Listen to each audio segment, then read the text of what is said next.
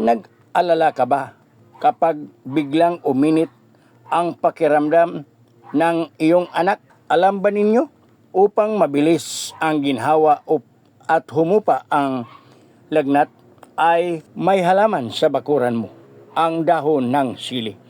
Ang dahon ng sili hindi pang tinula lang. Isa ito sa tradisyonal na medisina, ginamit na herbal remedy para sa lagnat.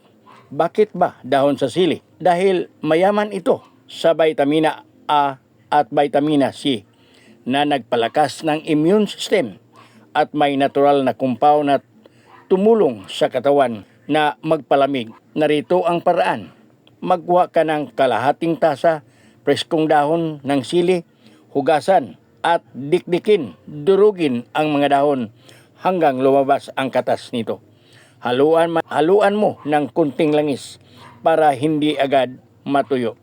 Ipahid o itapal sa kilikili, talampakan sa bata sa loob ng 20 minutes. Tandaan, ang dahon ng sili ay isa lamang suporta, tulong. Ngunit kung patuloy ang lagnat 2 araw, huwag mag-atubiling pumunta sa doktor. Kalusugan ay kayamanan at ang kalikasan ay katuwang lamang. I-research nyo kung totoo bang makatulong ang dahon sa sili pagpababa sa lagnat. But alam ko, dahil ako'y herbalist. Follow, like, and share.